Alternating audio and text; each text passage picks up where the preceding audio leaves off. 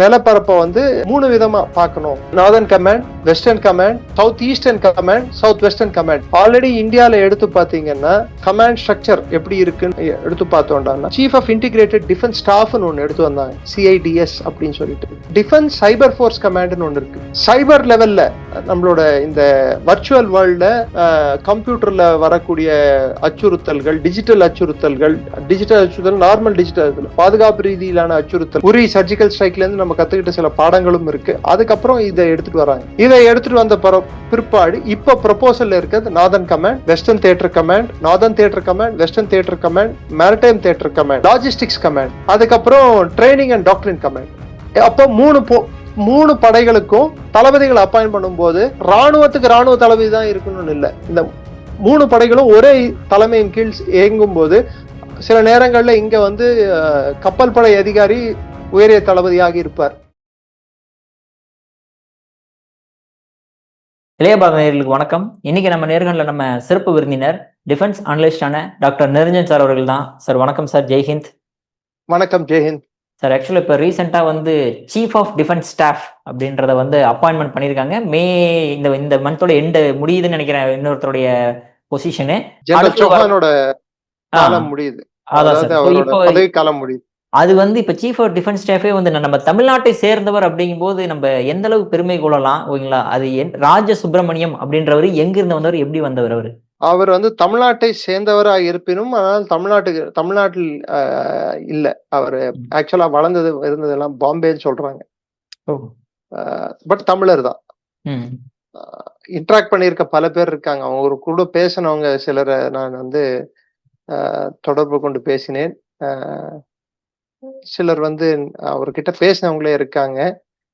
அவங்க நேரடியா அவர்கிட்ட தமிழும் பேசி இருக்காங்க. அவங்க பேரை சொல்ல விருப்பம் இல்லை எனக்கு.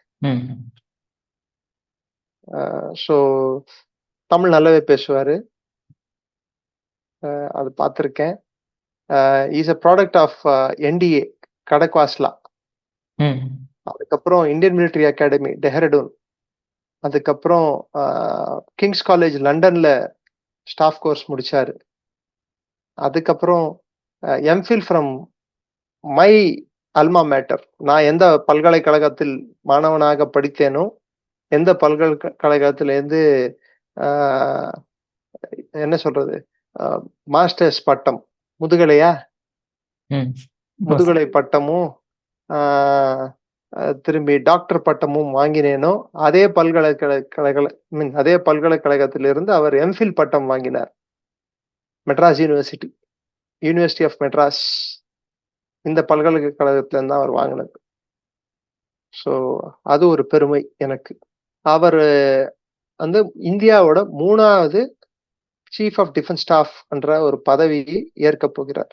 Chief of defence staff is also military secretary to the கவர்மெண்ட்டுக்கு வந்து ராணுவ செக்ரட்டரி, அதாவது முப்படைகளோட செக்ரட்டரியாவும் அவர் தான் இருப்பார். இந்த டிஃபென்ஸ் ஸ்டாஃப் என்ற position, chief of defence staff என்ற பொசிஷன் வர்றதுக்கான முக்கிய காரணம் வந்து 1999 கார்கில் ரிவ்யூ கமிட்டியும் வந்து முப்படைகளோட சினர்ஜி, அவங்களோட செயல்பாடுகள் வந்து ஒருங்கிணைந்ததாக இருக்க வேண்டும் போர் சூழல் வரும்போது, போர்க்காலங்களில் அப்படின்னு ஒரு ரிப்போர்ட் வந்ததுக்காகவும், அடுத்து வந்து இந்தியா வந்து அமல்படுத்தும் போது இந்த சீஃப் ஆஃப் டிஃபென்ஸ் ஸ்டாஃப் கட்டாயம் 2016 திரும்பி ஜெனரல் ஷெக்கட்கர் கமிட்டின்னு சொல்லிட்டு ஒன்று போட்டாங்க. அந்த கமிட்டியோட ரிப்போர்ட்ல ஆதாரமா வச்சு இந்தியாவோட முதல் சீஃப் ஆஃப் டிஃபென்ஸ் ஸ்டாஃபா திரு பிபின் ராவத்தை நியமிச்சாங்க. அதுக்கப்புறம் 2வது chief of defence staff general Anil Chauhan அவர்கள் பதவி வகிக்கிறார். இன்னும் 3வது சீஃப் ஆஃப் ஸ்டாஃபா வந்து திரு ஜெனரல், இப்ப லெப்டினன்ட் ஜெனரலா ரிட்டையர் ஆனாரு. ஆனா அவர் பதவி உயர்வு பெறும்போது, அவர் chief of defence staff charge எடுக்கும் போது அவர் 4 ஸ்டார் ஜெனரலா தான் அவர் பதவி எடுப்பார். அவர் இப்போ தேசிய பாதுகாப்பு ஆலோசகருக்கு மிலிட்டரி அட்வைசரா இருக்கார். ஸோ அடுத்து அவர் சார்ஜ் எடுக்கும்போது, ஜெனரலா சார்ஜ் எடுக்கும்போது சீஃப் ஆஃப் டிஃபென்ஸ் ஸ்டாஃபா, முப்படைகளுக்கும் சீஃப் ஆஃப் டிஃபென்ஸ் ஸ்டாஃபா அவர் வருவார். ஸோ சீஃப் ஆஃப் டிஃபென்ஸ் ஸ்டாஃபா பதவி ஏற்க போகிறார். So chief of defence staff அவர் வந்ததுக்கான காரண காரியங்கள் என்ன? ராணுவத்துக்கு 7 கமாண்ட் இருக்கு, ஏர்ஃபோர்ஸ்க்கு 7 கமாண்ட் இருக்கு, நேவிக்கு 3 கமாண்ட் இருக்கு. புரியுற மாதிரி சொல்லணும்னா southern army command, central army command, northern army command, eastern army command, western army command, இன்னும் சொல்லணும் சவுத் வெஸ்டர்ன் ஆர்மி கமாண்டும் இருக்கு. South western army command, southern army command, இவ்வளவு கமாண்ட்ஸ் இருக்கும்போது அப்ப என்ன ட்ரைனிங் கமாண்ட், இத்தனை கமாண்ட் இருக்கும்போது அதே மாதிரி ஏர்ஃபோர்ஸ்லயும் வந்து ஈஸ்டர்ன் கமாண்ட் இருக்கு, வெஸ்டர்ன் கமாண்ட் இருக்கு, நார்தர்ன் கமாண்ட் இருக்கு, சதர்ன் கமாண்ட் இருக்கு. இத்தனை கமாண்டுங்க இருக்கும்போது ஆபரேஷன் இது வந்து சினர்ஜின்னா ஒருங்கிணைத்து பணி செய்யக்கூடிய ஒரு சூழல் ஏற்படுவதில்லை. நிறைய டூப்ளிகேஷன் நடக்குது. ஒரே விஷயத்த 2 வாட்டி பண்ண வேண்டிய ஒரு கட்டாயம் ஏற்படுது. ஒரு 2 படைப்பிரிவுகளுக்கும், விமானப்படைக்கும் கப்பல் படைக்கும் ஒரு 2 பேரும் இணைந்து ஒரு ஆபரேஷன் பண்ணக்கூடிய ஜாயிண்ட் ஃபோர்சஸ் டாக்டர் 2018 வந்தது.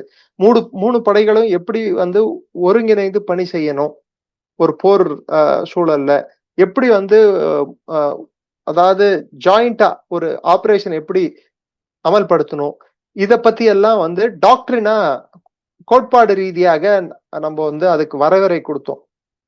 அதுக்கப்புறம் அந்த வரையறை கொடுத்த பிற்பாடு இன்னைக்கு இருக்கக்கூடிய போர் சூழல், இன்னைக்கு இருக்கக்கூடிய போர் நிலைமையில, அதாவது நம்மளுக்கு இருக்கக்கூடிய அச்சுறுத்தல்களை பேஸ் பண்ணி தனித்தனியாக பிரிட்டிஷ் காலத்துல இருந்த இந்த ஏற்பாடை வந்து மாத்தி அமைச்சு ஒவ்வொரு கமாண்டுகளும் அங்கங்க இருக்கிறதுக்கு பதிலா இந்தியாவை வந்து இன்னும் நிலப்பரப்பை வந்து 3 விதமா பார்க்கணும்.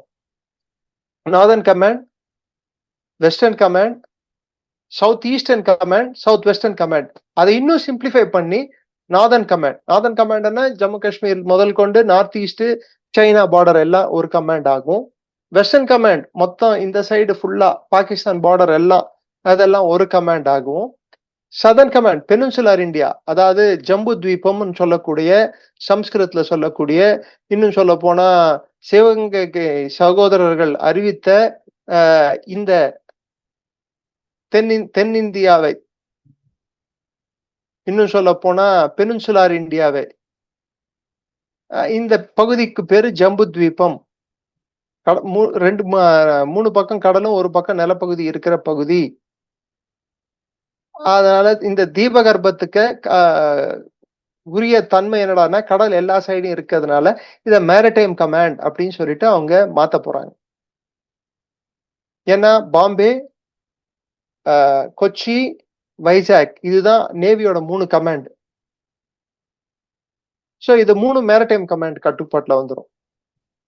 ஆல்ரெடி இந்தியால எடுத்து பாத்தீங்கன்னா கமாண்ட் ஸ்ட்ரக்சர் எப்படி இருக்குன்னு எடுத்து பார்த்தோம்டான்னா சீஃப் ஆஃப் இன்டிகிரேட்டட் டிஃபென்ஸ் ஸ்டாஃப்னு ஒன்று எடுத்து வந்தாங்க, CIDS அப்படின்னு சொல்லிட்டு. அதன் கட்டுப்பாட்டுல ஆல்ரெடி வந்து பல பிரிவுகள் இருந்தது. அந்த CIDS கிட்ட முதல்ல ஸ்டார்ட் பண்ணப்பட்டது வாஜ்பாய் அரசு இருக்கும்போது 2001 Andaman Nicobar tri service command. முப்படைகளுக்கு சேர்ந்து ஒரே கமாண்டர் இருப்பார். ஆர்மி, நேவி, ஏர்ஃபோர்ஸ் ஒரே இடத்துல இருந்து ஆப்ரேட் பண்ணும். So first try service command அது 2001. ரெண்டாவது வந்த கமாண்ட் வந்து பாத்தீங்கன்னா ஸ்ட்ராட்டஜிக் ஃபோர்சஸ் கமாண்ட், அதாவது நம்மளோட நியூக்ளியர் அரிசனல், ஏவுகணைகள், அணுகுண்டுகள், இதை வந்து எப்படி செலுத்தணும், இதை வந்து இதுக்குன்ட்டு ஒரு தனி கமாண்ட் ஸ்ட்ரக்சர் எடுத்துட்டு வந்தாங்க 2003. நியூக்ளியர் டாக்டரினை கோடிஃபை பண்ணும்போது ஸ்ட்ராட்டஜிக் கமாண்ட் என்பதை வந்து கட்டாயம் எடுத்துட்டு வரணும்னு சொல்லிட்டு எடுத்துட்டு வந்து அது ஆபரேஷனல் ஆயிருக்கு. அதுக்கப்புறம் டிஃபென்ஸ் சைபர் ஃபோர்ஸ் கமாண்ட்னு ஒன்று இருக்கு. சைபர் லெவல்ல நம்மளோட இந்த வர்ச்சுவல் வேர்ல்ட்ல கம்ப்யூட்டர்ல வரக்கூடிய அச்சுறுத்தல்கள், டிஜிட்டல் அச்சுறுத்தல்கள், நார்மல் டிஜிட்டல் பாதுகாப்பு ரீதியிலான அச்சுறுத்தல்கள், நம்மளோட கிரிட்டிக்கல் இன்ஃப்ராஸ்ட்ரக்சர் அவங்க தயாரிக்கணும்னு நினைக்கும் போது டிஜிட்டல் இன்ஃபர்மேஷன் வார்ஃபேர் நடத்துறதுக்கும் இதுக்கு எல்லாத்துக்கும் வந்து cyber space command cyber space ஏஜென்சின்னு ஒன்று எடுத்துட்டு வந்தாங்க. அது இல்லாம டிஃபென்ஸ் ஸ்பேஸ் ஏஜென்சி, அதாவது சேட்டலைட்கள் மூலமாக இன்ஃபர்மேஷன் நம்ம கேதர் பண்றதுக்கு, நம்ம உளவு சேமிக்கிறதுக்கு அதுக்கு தனி ஒரு அமைப்பு டிஃபென்ஸ் ஸ்பேஸ் ஏஜென்சின்னு ஒரு தனி ஏஜென்சி எடுத்துட்டு வந்தாங்க. இது எப்படெல்லாம் பாத்தீங்கன்னா இதெல்லாம் மோடி கவர்மெண்ட் வந்த பிற்பாடு. சைபர் ஸ்பேஸ் கமாண்ட் வந்தது வந்து 2019. Defence space agency, cyber space agency வந்து 2019, டிஃபென்ஸ் ஸ்பேஸ் ஏஜென்சி வந்தது 2019. எல்லாம் ஜாயிண்ட் ஃபோர்ஸஸ் டாக்டரினுக்கு அப்புறம். 2018 ஜாயிண்ட் ஃபோர்ஸஸ் டாக்டரின். 3 படைகளும் ஒன்னா இணைந்து எப்படி வேலை செய்யணும்ன்ற அந்த ஒரு கோட்பாடு ரீதியிலான ஒரு விஷயத்தை எடுத்துட்டு வந்த அப்புறம் தான் இதெல்லாம் வர ஆரம்பிக்குது. 2019 நமக்கு இருக்கக்கூடிய ஸ்பெஷல் ஃபோர்ஸஸ், பேரா எஸ்எஃப், அது இல்லாம ஸ்பெஷல் சர்வீசஸ் குரூப், இவங்க எல்லாருக்கும் வந்து ஒரு கம்பைண்டா ஒரு கமாண்ட் ஏற்படுத்துறாங்க. அது பேர் வந்து ஸ்பெஷல் ஆபரேஷன்ஸ் டிவிஷன், எஸ்ஓடி. தேவைப்பட்ட எல்லை தாண்டி துல்லிய தாக்குதல்கள் நடத்துவதற்கு. உரி சர்ஜிக்கல் ஸ்ட்ரைக்ல இருந்து நம்ம கத்துக்கிட்ட சில பாடங்களும் இருக்கு. அதுக்கப்புறம் இதை எடுத்துட்டு வராங்க. இதை எடுத்துட்டு வந்த பிற்பாடு இப்ப ப்ரொபோசல்ல இருக்கிறது northern command, western theatre command, northern theatre command, western theatre command, maritime theatre command, logistics command, அதுக்கப்புறம் ட்ரைனிங் அண்ட் டாக்டரின் கமாண்ட். இதுல வந்து ஆபரேஷனல் கமாண்ட் வந்து 3 தான், northern, western and maritime command. Northern கமாண்ட்னா வடக்கு பகுதி ஃபுல்லா, வெஸ்டர்ன் கமாண்ட் எல்லாம் இந்த பாகிஸ்தான் சைடு ஃபுல்லா, சைனா வந்து நார்த் பார்த்துக்கும், வெஸ்ட வந்து இவங்க பார்த்துப்பாங்க, பாகிஸ்தானை பார்த்துப்பாங்க. கீழே கடல், இந்திய பெருங்கடல், வங்காள விரிகுடா, அரபிக்கடல், இது எல்லாத்தையும் வந்து மேரிடைம் கமாண்ட் பார்த்துக்கும். அப்போ 3 படைகளுக்கும் தளபதிகள் அப்பாயிண்ட் பண்ணும்போது ராணுவத்துக்கு ராணுவ தளபதி தான் இருக்கணும்னு இல்லை. இந்த 3 படைகளும் ஒரே தலைமையின் கீழ் இயங்கும் போது சில நேரங்கள்ல இங்க வந்து கப்பல் படை அதிகாரி உயரிய தளபதியாக இருப்பார். வெஸ்டர்ன் கமாண்டுக்கு ஒருவேளை ஒரு விமானப்படை அதிகாரி உயர் தளபதியாக இருப்பார். சைனா பக்கம் போகும்போது ஒரு ராணுவ அதிகாரி உயர் தளபதியாக இருப்பார். இவங்க எல்லாம் தியேட்டர் கமாண்டர்ஸ் ஆயிடுவாங்க. இது வந்து தியேட்டரைசேஷன் கான்செப்ட். Sub area, theatre. ஏரியாவை தாண்டி இப்ப தியேட்டர் ஆயிடுச்சு. ஒரு ஏரியா என்பது இப்போ சதர்ன் கமாண்ட் அப்படின்றது ஒரு ஏரியாவை பார்க்கும். இப்போ நார்தர்ன் கமாண்ட் என்பது அது ஒரு ஏரியாவை பார்க்கும். சென்ட்ரல் கமாண்ட் இந்தியாவில் ஒரு ஏரியாவை பார்க்கும். இப்ப ஏரியா வைஸ் பிரிக்காம தியேட்டர் வைஸ் எந்தெந்த அச்சுறுத்தல் இருக்கக்கூடிய பகுதிகள் இருக்கோ, எங்கெல்லாம் வந்து நம்மளுக்கு எந்த நாட்டு மூலமாக அச்சுறுத்தல் வருதோ அத ஒரு தியேட்டர், அது ஒரு முக்கியமான ஒரு இடம். இது ஒரு தியேட்டர். கடல் என்பது ஒரு தியேட்டர். அதோட பூகோள ரீதி அடிப்படையில், அதோட அச்சுறுத்தல் அடிப்படையில், அதோட தேவை அடிப்படையில் அந்தந்த தியேட்டரை பிரிச்சிருக்காங்க. இது வந்து இன்டிகிரேஷன் ஆஃப் ஃபோர்ஸஸும் லாஜிஸ்டிக் கமாண்டர்னா, இப்போ உதாரணத்துக்கு ஏர்ஃபோர்ஸுக்கு ஒரு ரிப்பேர் ஹப் இருக்கு, நேவிக்கு ஒரு ரிப்பேர் ஹப் இருக்கு அவங்களோட வெஹிக்கிள்ஸை ரிப்பேர் பண்றதுக்கு, ஆர்மிக்கு ஒரு ரிப்பேர் ஹப் இருக்கு. சென்னைக்குள்ளேயே 3த்துக்கும் தனித்தனியா இருந்ததை இப்போ இன்டிகிரேட் பண்ணி எல்லாருக்கும் அவங்க வெஹிக்கிள்ஸ் எல்லாருக்கும் ஒரே இடத்துல வந்து ரிப்பேர் பண்ற மாதிரி. அப்ப டூப்ளிகேஷன் இருக்காது. அவங்க யூஸ் பண்ற வெப்பன்ஸ் எல்லாமே AK-203 யூஸ் பண்றாங்கன்னா, AK-203யோட உற்பத்தி எல்லாருக்கும் காமனா இருக்கிற இடம் எங்கேயோ அங்க வந்து அதை சப்ளை பண்றதுக்கு லாஜிஸ்டிக் கமாண்ட் தேவை. ட்ரைனிங் அண்ட் டாக்டரின், ஒருவேளை விமானப்பட டாக்டரின் ஒரு மாதிரி இருந்து, ராணுவத்தோட டாக்டரின் ஒரு மாதிரி இருந்து, கடற்படையோட டாக்டரின் இன்னொரு மாதிரி இருந்தா அப்ப எப்படி ஒருங்கிணைந்து செயல்பட முடியும்? 3 பேருக்கும் ஒரே கண்ணோட்டத்துல ஒரே ஆப்ஜெக்டிவோட 3 பேரும் ஒன்னா ஒர்க் பண்ணக்கூடிய கோட்பாடு ரீதியிலான பிளானிங், ஒரு போருக்கான யுக்தி, என்ன மாதிரி யுக்தி 3 பேரும் சேர்ந்து கையாள வேண்டும் என்பதை அதுக்கு வந்து doctrine command, training and doctrine. So air force வந்து என்ன, அவங்க எந்த கண்ணோட்டத்தோடு, ஒன்னு வந்து அஃபென்சிவ் கேப்பபிலிட்டி, இன்னொன்று டிஃபென்சிவ் கேப்பபிலிட்டி, எதிராளியை தகர்ப்பதும் எதிரிகளை உள்ளே வரும் எதிரிகளை தகர்ப்பதும் ஏர் டிஃபென்ஸ் அது பேரு. இன்னொன்று வந்து அஃபென்சிவ் கேப்பபிலிட்டி, எதிரி நாட்டுக்குள் போய் அடிப்பதும். இது ரெண்டும் வந்து என்ன மாதிரியான கட்டமைப்பு அதுக்கு இருக்கு, நேவிக்கு என்ன மாதிரி கட்டமைப்பு இருக்கு, ராணுவத்துக்கு என்ன மாதிரி, இது 3 புரிஞ்சுக்கிட்டு இனிமேல் செயல்படுத்தக்கூடிய ஒரு சூழல் வேணும். We want a mean, sleek, but a better force. அதாவது நம்மளோட ராணுவத்தின் தன்மை வந்து இன்னைக்கு மாறிக்கொண்டிருக்கிறது, போர்களின் தன்மை மாறிக்கொண்டிருக்கிறது, போர் தந்திரங்கள் மாறிக்கொண்டிருக்கிறது. கான்டாக்ட்லெஸ் வார்ஃபேரா மாறிட்டு இருக்கிற இந்த சூழல்ல ஆள்பலம் மட்டும் இல்ல, டெக்னாலஜி பலமும் நமக்கு தேவை. ஆகாஷ் டிஃபென்ஸ் சிஸ்டம் வந்து இந்தியா ஃபுல்லா இம்ப்ளிமெண்ட் பண்ண போறாங்க. சோ இது வந்து இன்டிகிரேட் பண்ணாதான் உண்டு, வேற வழி இல்ல. ஒரு இடத்துல இருந்து இன்னொரு இடத்துக்கு விஷயங்கள், ஒரு பொருட்களை எடுத்துட்டு செல்றதுக்கும், இல்ல லாஜிஸ்டிக்லா அதை சப்ளை பண்றதுக்கும், அந்த செயின், லாஜிஸ்டிக் சப்ளை செயினுக்கு வந்து ஒரு ஒருங்கிணைந்த ஒரு கமாண்ட் ஸ்ட்ரக்சர் தேவை. ஆர்மிக்கு தனி லாஜிஸ்டிக்ஸ், ஏர்ஃபோர்ஸுக்கு தனி லாஜிஸ்டிக்ஸ், இதுக்கு தனி லாஜிஸ்டிக்ஸ் இருக்கிறது போல அதை ஒருங்கிணைந்த கமாண்ட் ஸ்ட்ரக்சரை எடுத்துட்டு வரப்போ, இது எல்லாத்தையும் இம்ப்ளிமெண்ட் பண்றதுக்கு ஏற்படுத்தப்பட்ட ஒரு பொசிஷன் தான் chief of defence staff. Okay sir. அப்ப சீஃப் ஆஃப் டிஃபென்ஸ் ஸ்டாஃபோடைய ஒர்க் என்ன மாதிரி ஒர்க் இருக்கும் சார்? அவங்களுடைய ஃபங்க்ஷன் என்ன ஃபங்க்ஷன் ஆகுது? இப்ப இது எல்லாத்தையும் ஒருங்கிணைக்கிறது தான் அவரோட வேலை. இந்த கமாண்டுகளை ஏற்படுத்துறது, இந்த கமாண்டுகளை திறன்பட செயல்படுத்துவது, முப்படை தளபதிகளோட சேர்ந்து அவர்கள் தேவைகளை புரிந்து கொண்டு இந்த 3 படைகளும் எப்படி அவங்கள வந்து ஒருங்கிணைந்து வேலை பார்ப்பது, அவங்களுக்குள்ள எந்த உரசலும் இல்லாம, எந்த ஒரு அமளியும் இல்லாம அவங்க எப்படி இணக்கமான சூழல்ல வேலை பார்க்கறது. அப்போ ராணுவத்தோட தேவை என்ன, ராணுவத்தோட தேவையை ஒரு விதத்துல பாக்குறதும், விமானப்படையோட தேவையை இன்னொரு விதத்துல பாக்குறதும், கப்பல் படை தேவையை இன்னொரு விதத்துல பாக்குறதும், அவங்களுக்குள்ள இன்டர் சர்வீஸ் இருக்கிற ஃபிரிக்ஷன், முப்படைக்குள்ளேயே வந்து எனக்கு கம்மியா கிடைக்குது, உனக்கு அதிகமா கிடைக்குது, உனக்கு கிடைச்சது எனக்கு கிடைக்கல, இந்த ஃபிரிக்ஷன் அவாய்ட் பண்றது எப்படி? நாளைக்கு ஒரு ஆம்பிபியஸ் ஆபரேஷன் நம்ம லான்ச் பண்றோம், அதாவது கடல் வழி தாக்குதல இன்னொரு நாட்டின் மீது லான்ச் பண்ணும்போது அதுக்கு வந்து நம்மளுக்கு ராணுவத்துல கடல் வழியாக சென்று ஊடுருவி தாக்கக்கூடிய பிரிவுகள் நமக்கு தேவை.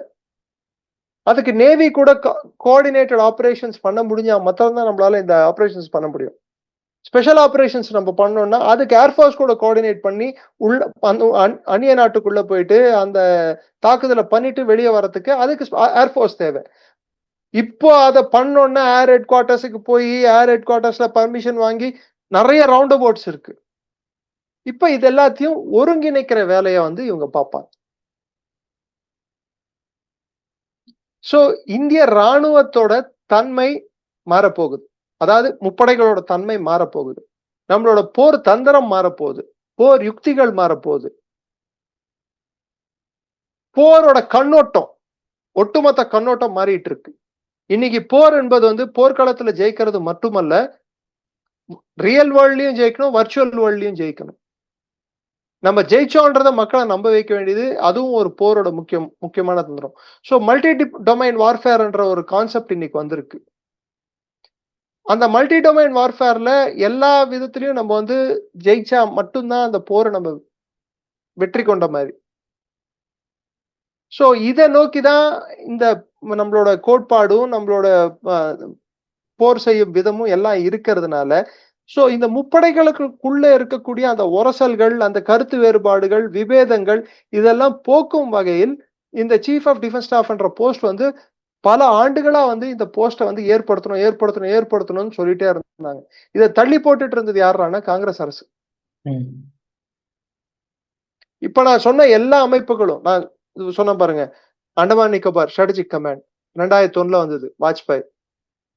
Andaman Nicobar command, try service command, Vajpayee. ஏன்னா மலாக்கா, ஸ்ட்ரெயிட்ஸ் ஆஃப் மலாக்கா அங்க இருக்கு, அது வழியா தான் எல்லா கப்பல்களும் போனோம். இந்திய பெருங்கடலுக்கு வழித்தடமே அதுதான். அதை மானிட்டர் பண்ற மாதிரி அங்க வந்து நம்மளுக்கு முக்கியமான தளம் தேவைப்பட்டது அண்டமான் நிக்கோபார்ல. அப்ப ட்ரை சர்வீஸ் கமாண்ட் இம்ப்ளிமெண்ட் பண்ணாங்க, இட் ஸ்ட்ராட்டஜிக் லொகேஷன் இருக்கிறதுனால. அதுக்கடுத்து நம்ம அணு ஆயுத நாடு அறிவிச்ச பிற்பாடு ஒரு அணு ஆயுதத்தை எப்படி யூஸ் பண்ணோம், எப்ப யூஸ் பண்ணோம், அதுக்கு தேவையான வழிமுறைகள் என்ன, எதை கடைபிடிக்கணும்னு சொல்றதுக்கு ஸ்ட்ராட்டஜிக் போர்சஸ் கமாண்டை ஏற்படுத்தணும். அதுக்கப்புறம் 2019 நம்ம கத்துக்கொண்ட பாடங்கள், சைனாவோட சைபர் வார்ஃபேர் ஸ்கில்ஸ் வந்து நம்மளோட அட்வான்ஸ்டா இருக்கு. நம்ம வந்து அவங்களுக்கு நிகரா சைபர் வார்ஃபேர் வந்து பண்ணி ஆகணும். ஒண்ணும் இல்ல, பாம்பே ஒரு 2 நாள் நம்மளோட பவர் கிரிட் அவங்க மூடிட்டாங்கனாலே நம்மளோட பொருளாதாரம் அடிவாங்க. நடுவுல சைனாவோட சிஸ்டம்ஸ் ஹேக் பண்ணி சீக்ரெட்ஸ் எல்லாம் வெளியே வந்துருச்சுன்னு ஒரு செய்தி கூட வந்தது பாருங்க. ஸோ எல்லா இன்ஃபர்மேஷனும் இன்னைக்கு கம்ப்யூட்டர்ல இருக்கிறதுனால வல்னரபிளா இருக்கு. ஸோ யார் வேணாலும் யாரது வேணாலும் ஹேக் பண்ணக்கூடிய சூழ்நிலை இருக்கிறதுனால அதை ப்ரிவென்ட் பண்றதுக்கு என்ன அப்படின்ற ஒரு விஷயத்துக்காக தான் சைபர் ஸ்பேஸ் ஏஜென்சின்னு ஒன்றத்தை ஏற்படுத்தினாங்க. அது முப்படைகளோட ஏஜென்சி. அது இல்லாம cyber agency defence cyber agency ஏற்படுத்தினாங்க. அதுக்கப்புறம் ஸ்பேஸ் ஏஜென்சின்னு ஒன்று ஏற்படுத்தினாங்க. அதுவும் 2019. இதெல்லாம் 2019 வருது. எல்லாமே இன்னும் சொல்ல போனா கிட்டத்தட்ட நம்ம பாலாகோட் ஸ்ட்ரைக் அப்புறமா உரியிலேருந்து கத்துக்கிட்ட பாடங்கள் மூலமா 2018 வந்து டாக்டரின் எடுத்துட்டு வரும், கோட்பாடு ரீதியிலான மாற்றங்களை எடுத்துட்டு வரும். 2019 பாலாகோட் சர்ஜிக்கல் ஸ்ட்ரைக் மூலமாக அதை இன்னும் ஸ்ட்ரென்தன் பண்றதுக்கும் இன்னும் அதை திறன்பட இயக்கிறதுக்கும் புது 2 ஏஜென்சி ஏற்படுத்துறோம். மூணாவதா நம்மளோட ஸ்பெஷல் சர்வீசஸ் குரூப்பு பிளஸ் பேரா பிளஸ் மற்ற அமைப்புகள் எல்லாம் வெவ்வேறு தலைகள் கீழே வெவ்வேறு தலைமைகள் கீழே வெவ்வேறு விதமா அது வேலை பார்த்துட்டு இருந்து அதெல்லாம் ஒருங்கிணைந்த ஸ்பெஷல் ஆபரேஷன்ஸ் டிவிஷன் சொல்லிட்டு தனியா எடுத்துட்டு வரோம். இதெல்லாம் வந்து ஒரு குறிப்பிட்ட இலக்க மாத்திரம் தான் அடைய முடியும். ஆனா மொத்த முப்படைகளையும் ஒருங்கிணைக்கும் விதத்துல ஒரு விஷயம் வேணும்னு சொல்லும் போது அதுக்கு கமாண்ட் ஸ்ட்ரக்சர் வேணும், அதுக்கு இன்டிகிரேட்டட் கமாண்ட்ஸ் வேணும். அந்த இன்டிகிரேட்டட் கமாண்ட்ஸ் என்பது வந்து 17 கமாண்டுகளா இன்னைக்கு இருக்கக்கூடிய ராணுவம், கப்பல் படை, விமானப்படை, இந்த 17 கமாண்டுகளை வெறும் 3 கமாண்டுகளா மாத்துறது தான் இதோட ஆப்ஜெக்டிவ். சோ செலவை குறைக்க முடியும், டூப்ளிகேஷன் ஒரே விஷயத்த பல பேர் பண்றதை குறைக்க முடியும். ரெண்டாவது கோஹஷன், அதாவது ஒருங்கிணைந்த வேலை செய்யும் போது அது வந்து இன்னும் ஃபாஸ்டா செய்ய முடியும், சரியா செய்ய முடியும். தகவல் பரிமாற்றத்தை துரிதமா பண்றதுக்கு இது உதவும். இது எல்லாத்தையும் தான் சீஃப் ஆஃப் டிஃபென்ஸ் ஸ்டாஃப் வந்து மேற்பார்வையிடுவார்.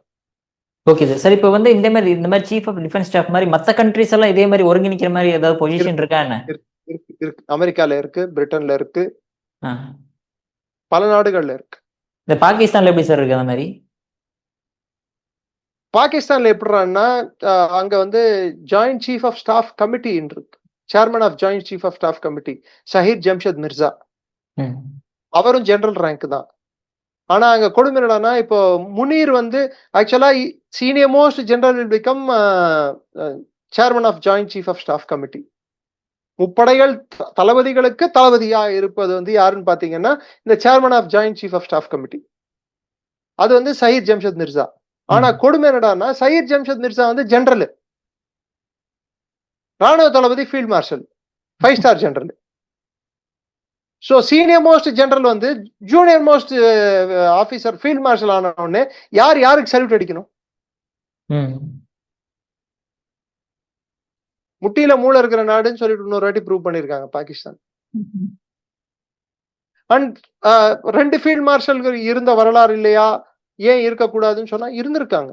இந்தியாலேயே 2 ஃபீல்ட் மார்ஷல் ஒரே காலகட்டத்தில் இருந்தாங்க. If I am right, Kariappa அவர்கள் 90களின் முதல் வாக்குல தான் இறந்து போனார். மேனக்ஷா அவர்கள் 2008 இறந்து போனார். சோ கரியப்பா அவர்களும் மேனக்ஷா அவர்களும் அட்லீஸ்ட் ஒரு 10 ஆண்டுகள் 2 ஃபீல்ட் மார்ஷல் ஒரே டைம்ல சர்வ் பண்ணாங்க, உயிரோட இருந்தாங்க. சோ அது ஒன்றும் புதுசு இல்லை. இந்திய வரலாற்றுல 3 பேருக்கு தான் வந்து அந்த உயரிய பதவி 5 ஸ்டார் ஜெனரல்ன்ற பதவி கிடைச்சிருக்கு.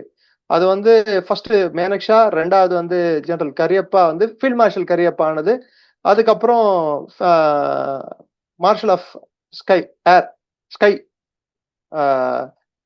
இவரு அர்ஜன் சிங், அவரை வந்து தான் கலாம் அவரை சுமந்த அந்த பெட்டி வரும்போது வீல் சேர்ல வந்து எழுந்து நின்று சல்யூட் பண்ண போட்டோ ஞாபகம் இருக்கு அவங்களுக்கு? ஒருத்தர் வீல் சேர்ல தள்ளிட்டு வந்தா அவர் இல்ல நான் நின்னு சல்யூட் பண்ணுவேன், உட்கார்ந்து சல்யூட் பண்ண மாட்டேன் அப்படின்னு சொல்லிட்டு பாலம் ஏர்போர்ட்ல எழுந்து நின்று ஸ்ட்ரிப்பா நின்று சல்யூட் பண்ணாரு பாருங்க. முன்னாள் ஜனாதிபதிக்கு, ம். நடக்க முடியாத வயதுல, தள்ளாத வயதிலும். அவர் தான் அர்ஜன் சிங், இந்தியாவோட முன்னாள் விமானப்படை தளபதி. இந்த 3 பேர் தான் அந்த 5 ஸ்டார் ஜெனரல் ரேங்க்ல இருந்திருக்காங்க. 3 பேரும் போர்கள் ஜெயித்த வரலாறும், கிட்டத்தட்ட போர்களில் அடிபட்ட, அதாவது உயிர் கொடுக்கும் வரை போராடிய வரலாறும் உண்டு. தீவிரவாதிகளை ஏவி விட்டு ஃபீல்ட் மார்ஷல் ஆன வரலாறு பாகிஸ்தான் ஃபீல்ட் மார்ஷல்களுக்கு மட்டும்தான் உண்டு. அரசியல் ரீதியாக ராணுவம் மூலம் அரசியல்வாதிகளை சிறையில் அடைத்து ஆட்சியை கைப்பற்றிய வரலாறு கொண்ட ராணுவ தளபதிகள் அங்க ஃபீல்ட் மார்ஷல்கள். போரை வென்ற ராணுவ தளபதிகள் இங்க ஃபீல்ட் மார்ஷல். இதுதான் பாகிஸ்தானுக்கும் இந்தியாவுக்கு இருக்கிற வித்தியாசம். Okay sir. சார் அற்புதமா எது விளக்கம் எது கூட கம்பேர் பண்றீங்க? Sorry sir. நல்ல ஒரு, அதாவது பஞ்சாமிர்தத்துக்கு கூட கழிவு பொருளை பக்கத்துல வச்சுட்டு இது எப்படி சார் அது எப்படி சார் அப்படின்னா, ரெண்டும் கொஞ்சம் டார்க்கா இருக்குன்னு சொல்லிட்டு ரெண்டும் ஒன்னாயிடுமா? இந்தியாவோட ராணுவம் என்பது பஞ்சாமிர்தம் மாதிரி. இந்த கரும்பு பிடிச்ச பக்கத்து நாட்டோட ராணுவம் என்பது நம்ம ட்ரைனேஜ்ல ஓடுற காவா தண்ணி மாதிரி. ரெண்டும் ஒரே கலர்ல, கொஞ்சம் கீழே இருந்து எடுத்தோம்னா அதே மாதிரி திக்கா வரும், ஆனா நாரும். தயவுசெய்து no comparison. Okay sir. Okay sir. Sir அற்புதமா விளக்கம் கொடுத்தீங்க சார். உங்க பொன்னான நேரத்தை இளைய பாரதம் முதல்வருக்கு மிக்க நன்றி சார். ஜெய்ஹிந்த். நன்றி. ஜெய்ஹிந்த்.